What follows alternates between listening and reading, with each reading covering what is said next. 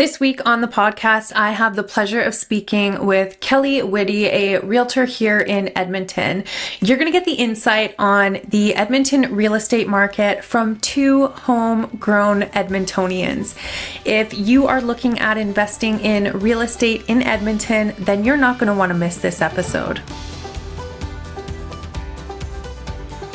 Today, I've got Edmonton real estate expert Kelly Whitty joining me to break down exactly what she's seeing on the front lines of the Edmonton real estate market. Whether you're a buyer, seller, or agent, this is something you're going to want to hear. Thanks for having me. I'm Kelly Whitty, real estate agent with Maxwell Polaris here in Edmonton. Perfect. So Kelly and I have been working together for quite a few years now, and we constantly are laughing together.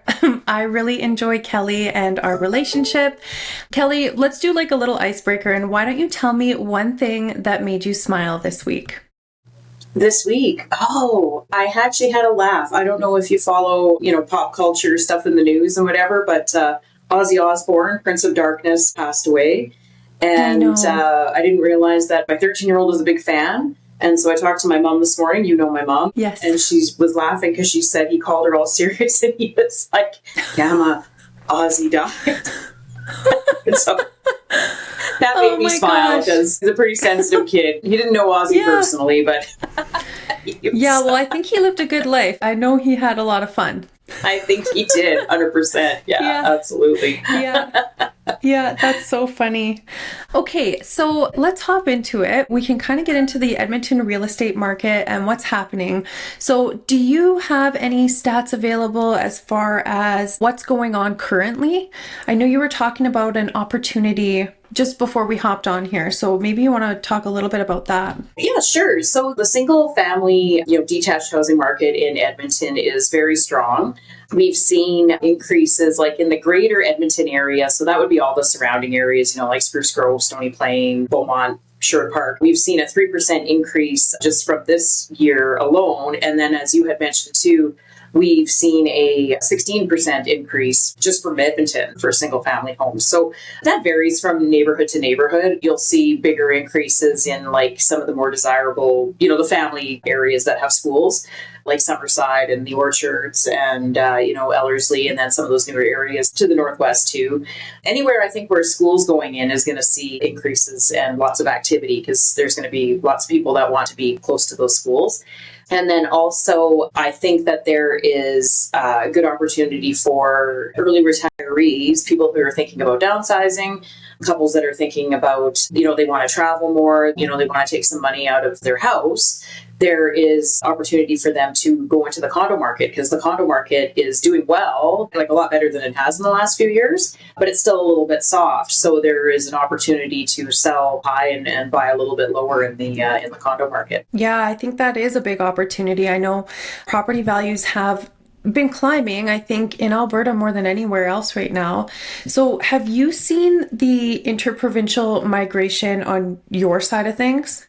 Yeah, 100%. A lot of people coming from Ontario. Well, we had a mutual client that was relocating from Toronto area and just, going through a life transition and wouldn't have been able to go into the housing market in that area. No. But was able to, because she could work remotely, she could come out to Alberta and get into the housing market. And so again, the condo market is a good stepping stone to get into the housing market, whether you're a first-time home buyer, an investor, or anybody really, because the condo market isn't as scary as it was because it is a good stepping stone to start to build equity, right? And to start to save and not be paying off somebody else's mortgage, essentially, right? So, well, and I think you hit it on the head there when you say it's a stepping stone, because I mean, for some people, it can be, the first step in building a real estate portfolio, so like that mutual client we had, she can come here, she can get into the market, and then she can potentially use that as a rental and then move up if that's what she decides to do.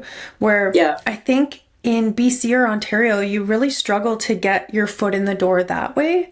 And I think Alberta just has so many unique opportunities right now. Yeah, definitely. And like you mentioned, interprovincial migration, I think the stat for this year alone was 60% of the migration into Alberta was interprovincial. Mm-hmm. So that's incredible because we still have an affordable housing market for a lot of people. And there's great opportunities. I think people often think of Alberta as just like an oil town. But we have the University of Alberta. They're doing a big expansion on stem cell research facility, like the first of its kind in Canada. So that's going to attract all sorts of, medical professionals into the area too. So you see areas around the university like Belgravia, Windsor Park, and everything that have always been desirable areas for people to live in. And now you're really seeing the trajectory go up and up there because professionals want to be close to work. And it's a different kind of lifestyle living in that area too, right? Being more central. Yeah. So talking about different communities, you are from Edmonton, right? You grew up here just like I did, right? Yeah. What would you say is, if you had to pick your favorite community and why? Oh, well, I'm a South Side girl now. I grew up on the West End by West Edmonton Mall. Yeah. And I probably wouldn't go back there just because of the traffic. I do like being close to the highway because, as you know, I've got property out west. Yeah. So I do like that aspect of it. But I really like the mature areas. I really do like some of these older areas. Like, if you go into areas like Landrum and Malmo, over by Southgate, and it's close to the university and it's central, I think people getting into those areas, I had clients that bought a detached home, a little bit older home, but the potential to really, you've got bigger lots and everything. I do like that area.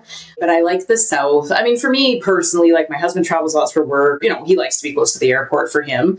So I think that that's good. And for real estate values, the South Side does tend to have higher real estate values out this way too. And I mean, you've probably seen increases too, just in your area, like in Leduc and the areas around the city, because as the values increase in the city, it's going to push people out to those areas. We're proof of that, right? Like, we were in your community, we were in Summerside, and then we sold. We did do pretty well, and we were able to build a house out here. Yeah, I mean, the appreciation is wild how much it's gone up already. Right? Yeah. I did want to talk to you though, because I didn't know that you grew up in the West End, because I also am a fellow West Ender. So did we ever talk about this? I don't know. I grew up in Aldergrove. Yeah, I was in Lymburn. Yeah. So, and I know Lymburn. Well, I mean, there was two places I grew up, so La Pearl and Aldergrove. And so it's pretty funny that we both ended up on the south side. Now I'm heading more south because I'm trying to get further and further out of the city. You keep going. Right? You keep going. I know. I will. Eventually I'll be gone, but you're being Red Deer. I know, right? No, I feel like that's too far for me. Yeah, for sure. Well, I should probably say congratulations too. I don't know if you want to talk about it, but I saw that you bought on social media that you bought land. Yes, we did buy some vacant land. And so that is a new adventure. I don't know where it's going to take us, but I mean, step one, secure the land. And another thing here is that it is affordable. Yeah. Well, I guess I don't really know what goes on in BC and Ontario when it comes to vacant land, but here you are able to secure a pretty decent sized piece of land, because you guys have land as well where you have your cabin, right? Yeah, not a lot. It's a half acre lot. Yeah. Oh, sorry. Okay. It's a half acre lot. It's not a lot of land. It's not a lot of land. Yeah. But there's lots of land for sale in that area. And I follow the property out there quite a bit too, because I like to work out there in the summer if I can swing it. Like, there's how many acres? 72 acres for sale for like 250,000, I think. It's not developed or anything. Wild. So my husband, I wanted to buy it. He was like, why? I'm like, I really don't know. I just want land. Just because I need to secure it. I just need to secure it. Right? Yeah. It's Mark Twain saying, buy land. They're not making any more of it. So they're not, right? No, I think we should all buy lots of land. Yeah, and I think it's easier to do that here than anywhere. And we're going to talk about Edmonton and Alberta real estate just as it pertains to Edmonton. But, it's getting busier. And I think that there are more opportunities here than anywhere else right now. But I am seeing the busyness of it. And that's kind of why we're tending to just keep putting our feet a little bit further out of town. Because when we were growing up in the West End, the Henday was kind of where it ended. And now there is so much developed past the Henday that it's like, I don't know how far. Does St. Albert meet Edmonton now? Like, is Spruce Grove meeting with Edmonton? Like, how close are we getting to that? I would say St. Albert, well, I don't know for sure, actually. That's a good question. But St. Albert, I think there's nothing, like at a certain point, like St. Albert Trail and going into back into Edmonton, I don't think there's any buffer of anything really in between at that point. Yeah. Spruce Grove is pretty close. Yeah, for sure. On the Highway 16A there and getting into, but then there's Devon. There's like the Atchison and everything too, kind of separating. Yes. Yep. the two. But yeah, I mean, Edmonton's growing like crazy. I mean, I've seen, and you've seen it too. Like, I don't know if you remember, I always say this too. People are tired of hearing this, but the Ellerslie area where we are now, or where I am now, had to dial long distance to get to Ellerslie. And we used to always we were all the 403 area code before, and then they separated it. And now we have, I think, 4 or 5 different area codes. But yeah, I had a friend that lived in Ellerslie, and my mom was like, don't call her because it was long distance to call Ellerslie from Limburg. I actually didn't know that. That is wild. Yeah. I'm aging myself, but that's, yeah. Well, no, but I remember when we would call and we didn't have to put the 3 digits in the front. It was just the last 7, right? And then they were like, you got to put the area code in. And I'm like, what? Dialing all those that's numbers? So funny. I know, right? And as an aside, how many people have phone numbers memorized anymore? Like, I know. I don't know my youngest son's phone number, his cell number. It's on my phone. It's an 825 number. I'm like, I'm remembering that. Yeah. And I only remember my older son's because his 777, he's got a bunch of 7s in his number, so it's easy for me to remember. But I could call my childhood friends if you asked me to. Like, I have those numbers stored, right? Along with old song lyrics, right? Oh, yeah. Yeah. We should have I think we've talked about this before. We're going to get out to karaoke one night. I know, right? Oh my goodness. I'm not that good, but I could definitely try. I think I am, but I'm not. Oh my goodness. I digress. So, Kelly, right now, if you had any advice for sellers, how can sellers position their listings to move faster? One of the most basic things is cleaning. Just cleaning and decluttering, right? The reality of the Edmonton market right now is a detached house is selling fast if it's priced well, right? So you really want to price your house to the market, because those houses that are sitting longer, the majority of the time it's priced. Everything will sell at the right price.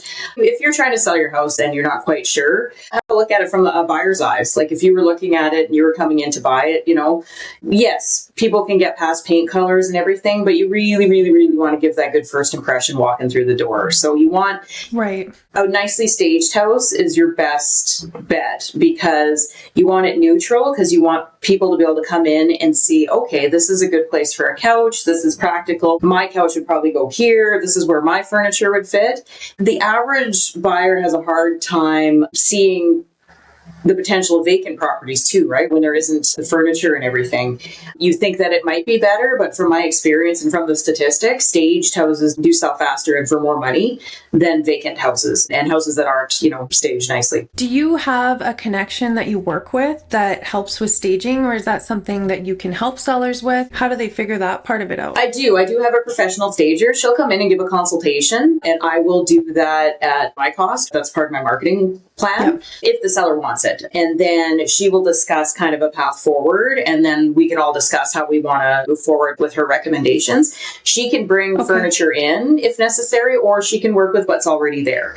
So she might say, hey, let's take this stuff off the wall. There's lots of little staging tricks, like groups of and, certain colors and, putting things together that obviously they're professionals. I can give advice. I mean, my advice is just like, you're moving anyways. Take all your stuff. People tend to take it personally when you're like, put all this stuff away, but it's not personal. It's your stuff. No. You're selling your house, not your things. So, just give people the opportunity to come in and be able to picture their own things in there while seeing the use of the space, right? That's my advice. Yeah, that's really good advice.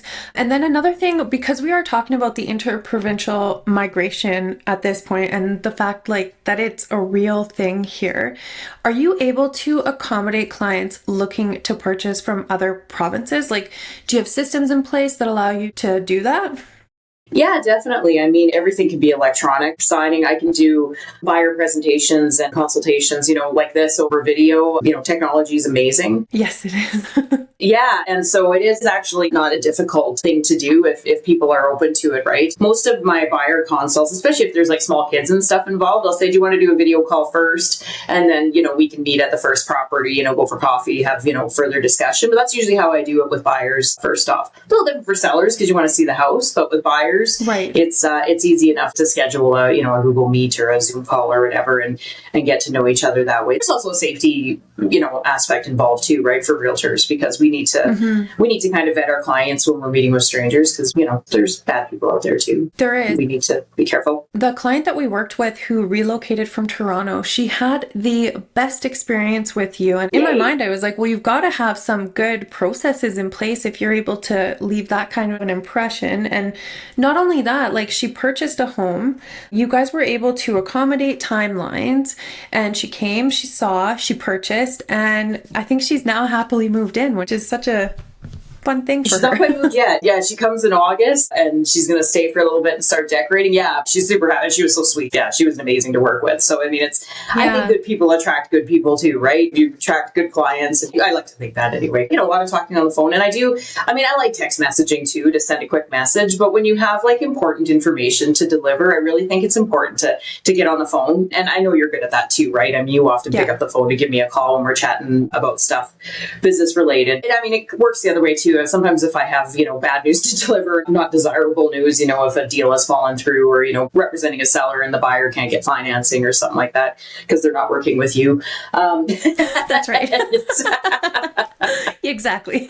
Yeah. And then it takes a phone call too. And communication is always the key. Just being able to have good communication with people. I mean, I'm far from perfect, but I think once you at least have a voice call, even if you're not in person, you can still hear the tone of somebody's voice, and you just don't get that with text messaging. And I think a lot of people are missing out on that now because it is so easy just to send text messages. I mean, this is a whole other conversation, but just becoming more antisocial, right? Like people forget about that personal connection. And I think we all really crave it too. And real estate is such a personal thing. And, and your finances are a personal thing too, right? So you need to have a good relationship and a personal relationship with people and see where they're coming from. So I know in my business, because I am completely virtual and I do everything online, I've incorporated a lot of video within my process. So do you use video at all with your business? You are so good at that. Really, you've been good at that from the get-go since I've known you. Yeah. And I don't use it as a regular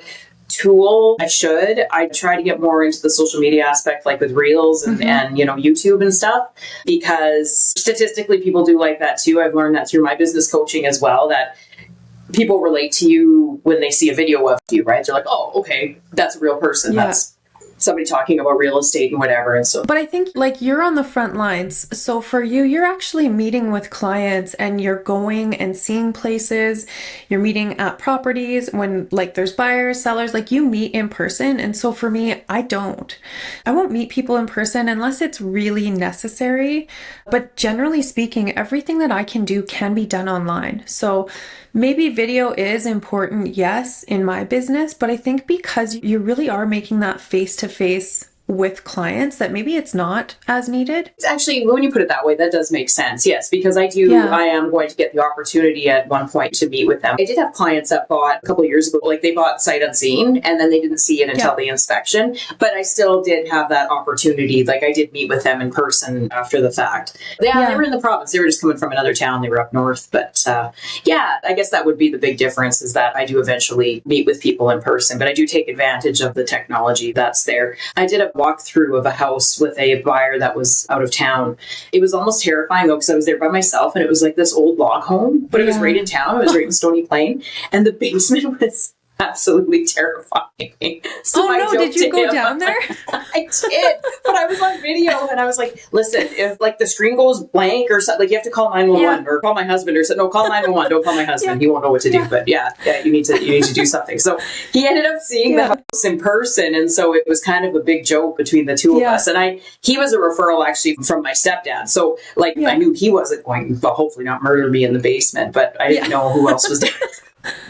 Oh my gosh, yeah. Yeah, you really are on the front lines there. Like sometimes I forget about that, but yeah, you are definitely on the front lines. Yeah. It's interesting. I've had a few. I mean, I've never had an incident, like knock on wood. I try to be safe, but I even call my mom sometimes if my husband's traveling, if Chris is traveling, I'll say, Mom, just so you know, I'm driving out of town today. Somebody should know where I am, right? Kids aren't going to pay attention.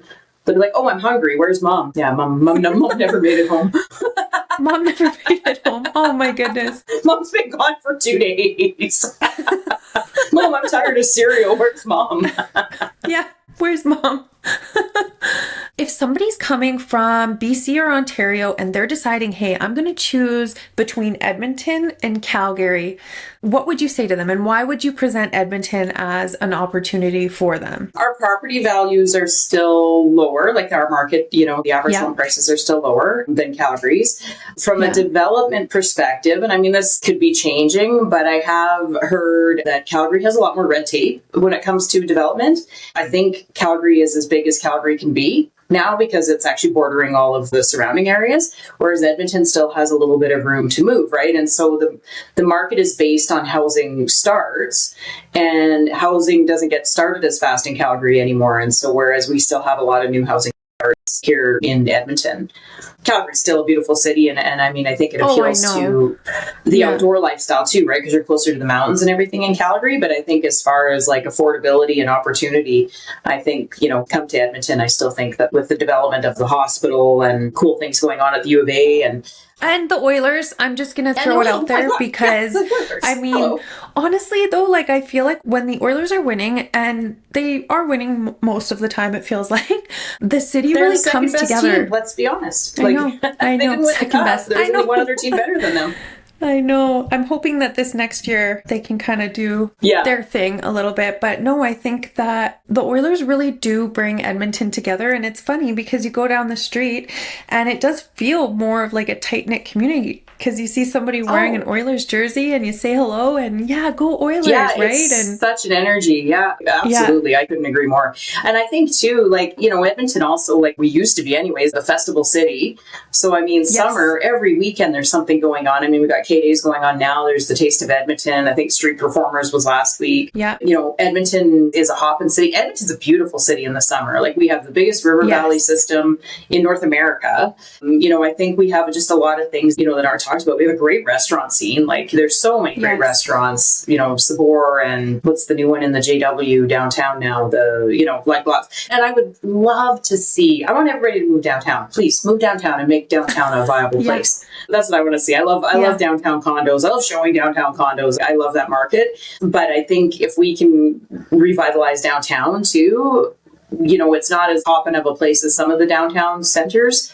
I recently I went to a conference in Halifax. Oh my goodness, Halifax. Now there's a cool place. Yeah. Oh, so busy. And like all age groups. Like I didn't feel old going out, after 10 o'clock. Well, you're not old, so you shouldn't feel old, but... Yeah, because if you're old, then I'm old, and then I'm not. So then what? Yeah. But, I would love to see Edmonton have more of that. I don't think we make use of our river valley enough. Have you ever gone down the river in Edmonton? We did it a couple years ago. Gone down the river? Yeah. You went on the river? You know what's really funny? In my past life, what? That's dangerous. But no, in my past life, I worked on the riverboat. And so I used to mop the deck, and that was really fun. No, you didn't. You did not know that. I did. Yeah, I did go down. Oh, of course I was young, but it was a cool job, right? They said, Sarah, mop the deck. I said, aye, aye. Aye, aye, Captain, let's go. Aye, aye, Captain. Right? Like there's lots of activity on the river. Like not enough, I don't think, but you can go downstream. You have to take 2 vehicles and 2 people and your flotation. So you drop a vehicle off in Capilano and then you drive up to Laurier to the other dock. Yeah. And then you float back down to Capilano, and then you gotta drive. There's a little bit of planning and everything that goes with it. But it takes, depending on the flow of the river and everything, it takes like 3 to 4 hours. And take a little cooler and there's some snacks and stuff. And it's actually really nice. Like you get to see a side of the city that you've never seen before. So I've lived in Edmonton all my life. I've done it once. It was a lot of fun. Well, good to know. Yeah, I haven't. I've also lived here my whole life and I've never done it. I have swam in it up by Devon because that's where it's beautiful. It's nice and clear. And then when it comes through. Yeah, so I've definitely done that. That's a nice area. Well, there was that accidental beach there a few years ago. Yeah. One thing I wanted to talk about too, when you were talking about downtown, I don't know if everybody knows this, but downtown is actually connected underground and you can kind of get everywhere through pedways and underground like connection if you know where to go. So if people are worried about the cold, I had a property, it was the Cambridge Lofts, and I was able to take the elevator down to the train and hop on a train and go anywhere that I wanted. So Accessibility downtown is great. I know that they're working on building our transit system a little bit better, but you don't have to be scared of the cold. It is cold, No. but you don't have to be scared of it. No. Yeah, before real estate, I worked downtown too. And I worked it used to be called the Oxford Tower. I think it's the MVP Tower now. It's right across from, pretty much across from Rogers now. And the pedway system there, went through the city center mall and went down, and you could get all the way to Canada Place, which is probably 7 blocks from there. And and then back to Commerce Place and all the office buildings. And there used to be lots of shopping and everything. I mean, I think every city has suffered in certain areas because of the pandemic. But like I said, I would love to see, because that area has so much potential to be really, really cool, really accessible. Yeah. And especially like where the ice district is now, like everything around Rogers Place since we built the new arena. Yeah. There's a grocery store down there. I mean, I think that's a really cool opportunity for people who want to be in the city center and want the accessibility, right? Like, I don't know if it could be a walkable city just yet, but it's getting there with the LRT. I think that's great, like for people who maybe don't want to drive. And I do have clients that live downtown that don't drive, or they only have one vehicle. Yeah. Like they want to be a one vehicle household, which is really smart for insurance and the cost of owning 2 vehicles, right? Yeah. When you brought up the Rogers Place, I think that is so wild, because I remember when they put it out there that they were going to build it, and I thought in my mind, I said, well, where the heck are they going to put it? Right? And they literally put it dead center in everything, and they built this beautiful venue. I think it's changed downtown 100%, and they're able to host like some pretty massive events there, which is really cool. And when I'm talking about the pedways and stuff, like, you don't actually have to go outside and brave the elements. Like when we would go to hockey games, there's certain parking places that you can go, and you just go through all the pedways, and you literally leave your vehicle, you go to a heated garage, you go through the pedways to the venue, and you never actually have to go outside. No, and there's more than enough parking down there. Like, it's not all right at Rogers, but like you said, like you can park over at some of the hotels there. You can park in that MVP tower and take the pedway across. Yep. Like, it's great for games and, concerts and stuff in the winter. I think that is something that terrifies people about Edmonton, is that we do get like really, really, really cold winters, like crazily cold, but not forever. Like, we get a couple weeks of -40. We still Oh, I thought you were going to say we get a couple weeks of +30. I'm like, just a couple. I don't think we've had that this summer yet. I know it's cold this summer. So I love a good true and false session, especially when it comes to Edmonton, our hometown. So I've got a couple questions here for you, and I'm guessing you're going to get them all right because you're a fellow Edmontonian. Okay, so true or false? West Edmonton Mall is larger than Central Park in New York. True. Nope, it's false. But Shoot. Edmonton's River Valley Park system is. So it's about 22 times larger than Central Park, which is pretty cool. That's true. Yes, I knew that one. Yeah. So, okay. So true or false? Edmonton is one of the only major cities in the world with no rat population. Oh, true. I brag about that to all of my family in Newfoundland. Yeah. I know. Yeah, they've got some rats running around. Yeah. Yeah, that's why we got to keep those Florida guys out of here. That's right. Those damn panthers. Yeah.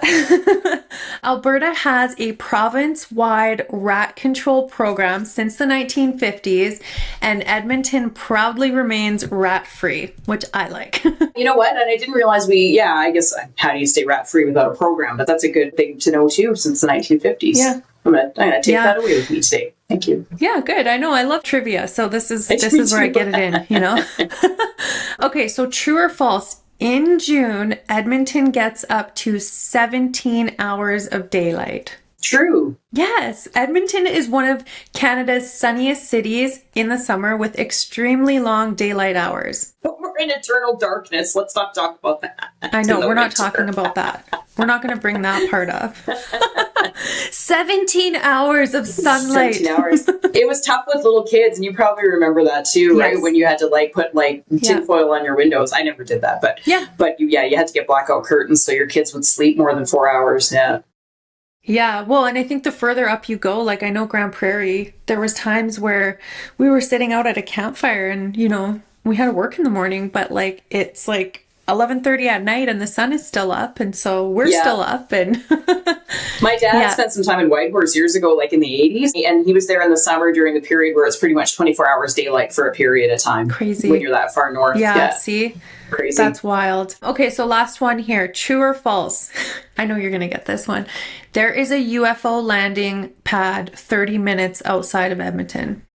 Yes, that's true. It's in St. Paul. St. Paul. It's in St. Paul. I knew that. We used to do hockey tournaments there. St. Paul. Yeah. Yeah. Yeah. So in 1967, during Canada's Sentinel, it even includes a UFO museum. Just crazy. I like St. Paul as a nice little town. We did a few hockey tournaments there when my oldest played hockey. They've lots of lakes in that area, like it's beautiful countryside. And I think their pizza place that we ordered the pizza, it was UFO pizza. It would be. I mean, that makes sense. It's probably out of this world. And did you know the giant Easter egg in Vegreville celebrated its like 50th anniversary this year too? No, I didn't know that. St. Paul, so that's where my grandma's from, and we actually grew up. There's a lake out there called Garner Lake, and that's where I basically have all of my best childhood memories. So there's the Easter egg, and then there is big mushrooms in a place called Vilna. Have you ever seen the sausage in Mundare?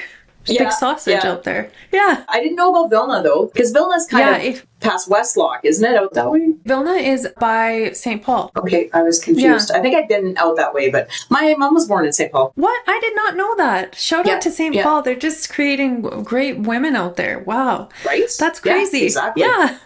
Yeah. So they moved to Edmonton. Like, so some of her family like spent more time out there, but yeah, she was born in St. Paul and then they moved to Edmonton. Yeah, you know, they have out there in the summer, actually, I think in August, they do a really great event called Haying in the 30s. And it is just an homage to the 30s. And they have a bunch of vendors out there. And actually, my uncle is one of them. He's a leather maker. So he does leather. He travels all the way from BC to come down here and do this event. And it is, I believe it's a fundraiser. I'm not exactly sure for what, but they do raise funds for, I believe, a charity. It's a really good turnout. So that's really cool. I didn't know that. Yeah, look at us, like just diverting to talk about the little town 2 hours away. yeah, I know, right? Don't move to St. Paul. Move to Edmonton. Yeah, move to Edmonton, but St. Paul, I just want to go visit. It's a good place. Yeah. We're not trying to promote St. Paul real estate. No, this is not the St. Paul podcast. However, it is in Alberta, so. Yes, yeah, we want to be proud of all of our little towns. St. Paul, Vilna. That's right. Vegreville. Yeah, it's funny that we have all these places that have these big monuments too. Like, what's your biggest thing in Vegreville? Yeah, the Easter egg. You know, like, it's just funny that that's what they do around here. Well, anyway. And then, I mean, we could really talk about all the monuments. And I mean, remember the guy that got stuck in the Talus Falls there a couple of years ago on the tape? Those balls I think are that was national news. We talked about this poor guy, and then they find him. They find him for mischief or something for climbing all over these balls. Yeah. So for anybody that, you know, doesn't understand what these are, like they're giant silver balls kind of in this pyramid thing, just shiny by our river underneath the bridge. Yeah. And this guy was climbing on them. He got stuck in them. And then it turned out that they actually have a trap door for emergencies, I guess. Somebody later discovered this, that he could have maybe escaped. He could have released himself from the shiny balls. Okay. So when you have the biggest anything, it still can be dangerous. Yeah. Yes, that's right. Well, you know what else we didn't bring up? I know because you, again, are a fellow West Ender. I'm just going to make my own true or false here. True or false? There is a massive cowboy boot in Alberta that you can actually stand inside. Okay, I didn't know you could stand in it, but I know that there is a giant boot at the biker apparel store on 100th Avenue. I almost went there the other day because my youngest, he's gotten into dirt biking. And so we bought him a little dirt bike for, out at the cabin. And so we were looking for boots for him. And I was trying to see where we could find boots his size because he's small.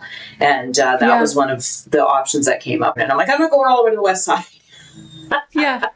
But we should talk about that. Edmonton is a very accessible city. To get from one end of Edmonton under normal circumstances, like without major construction or anything, I mean, really 35 minutes anywhere in Edmonton, which a lot of cities don't have that either, right? I think that's something that should be mentioned. Our traffic flows pretty well. I mean, summer is construction season, but... Well, the Hyundai helps with that. I mean, you can go either way on that, which is really nice. Okay, so I have some rapid fire questions just for you. They're just like lighthearted. But what is your favorite local coffee shop in Edmonton? So I order my beans from a local roaster, and he opened up a coffee shop downtown. And Oh, I okay. can't remember the name of it, but it's on 105th and Jasper. So the beans to order online is DeCapo, but the coffee shop doesn't have the same name. That's my favorite when I go downtown. I always have to stop in to see my friend Yeah. Antonio's coffee shop. Yeah. Yeah, so my favorite, I know you didn't ask me, but I'm going to tell you, is Crumb. And I feel like I took you there. I feel You like we've did. definitely been there. Yes. Yeah, we've gone there twice, I think. Yeah, because it's my favorite place and I love that it's locally owned. I know that there's a couple sisters that own it. They actually did some wonderful gift baskets for me this year too for Christmas. Oh, Yeah, which was really nice. I feel like you got one of those too. yes, I did. Crumb is really good. I've taken people there since you took me there. I've met people there Yeah. on the south side, yeah, and their rhubarb raspberry bar is like so good. Yeah, really good. You know what I love about them is that they are all about supporting local. So when you go there, Mm-hmm. everything that you see is locally done. And I just love that. No, it's awesome. Yeah, support local for sure. So what's a must-know hidden gem neighborhood? I really like Kavanaugh. They just need to finish. They're doing something with the sewer lines there, but I like it because you're close to the ravine. Have you ever walked down there? No, where is Kavanaugh? So when you're coming out of Summerside, so you're on the southeast side of Edmonton for anybody listening, and you're Calgary Trail and Gateway Boulevard, go right through Edmonton. It's right off of Calgary Trail. And it's like where those Yeah. hotels are. There's some neighborhoods like Rutherford and everything is over there too. Yeah. And then Yeah. there's the ravine. Yeah, there actually used to be a campground down there. I can't remember what it was called. It was on the outskirts of the city before the city grew out that way. But you can actually see the old power and the stalls and everything and some of the concrete from the old campground when you walk Oh, through there. So crazy. it's really pretty. Yeah, people go down there and take pictures and photography and stuff like that down there. Yeah. I like that Kavanaugh neighborhood. I think there's still ravine lots available in there. If you're looking for a lot with a view, there's a few ravine lots available, Yeah. backing onto something pretty. I am especially fond of the Parkview area. So Oh, I yeah. love it down there. My grandparents have an older bungalow down there and it is just beautiful. They've got the most beautiful trees. I feel like the lots that they have out there, they don't make them like that anymore. You've got No. lane access. They're massive lots.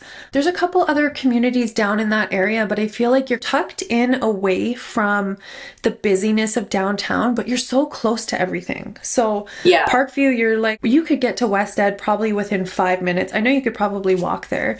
So there's Crestwood, Parkview, Laurier.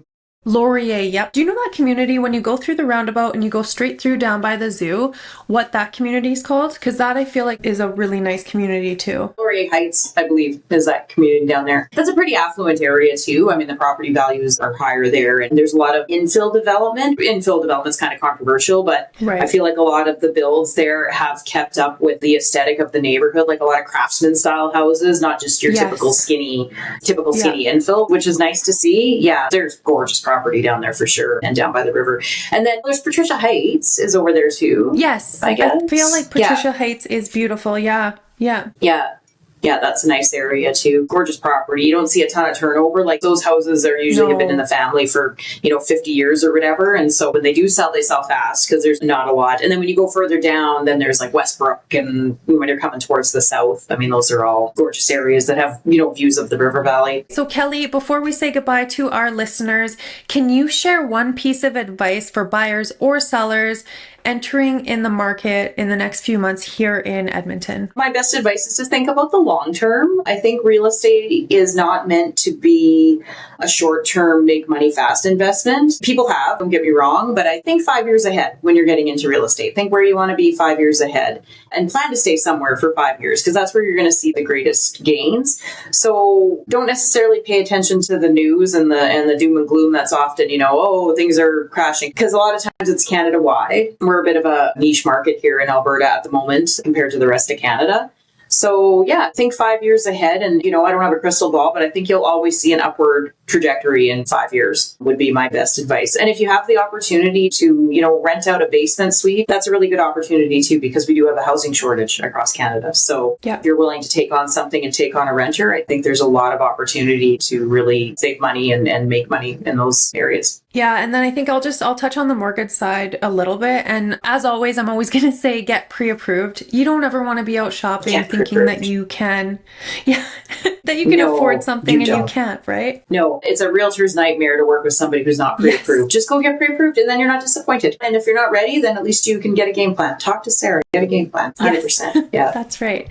Okay, Kelly, where can listeners find you? Like, are you on Instagram? What's your website? Do you have YouTube? I'm on Instagram, yeah, Kelly Whitty Real Estate. I'm on YouTube, Kelly Whitty 7787, I think. We'll add it to the show notes as well. Oh, and my website is kellywhitty.ca. Yeah, and all my information, you can contact me through there. Yeah, that's WHITTY, Whitty. You bet. Yeah, and Kelly with a Y. Perfect. Okay, well, thank you for coming on the podcast today, and we'll chat soon. Awesome. Thanks, Sarah. You have a great day.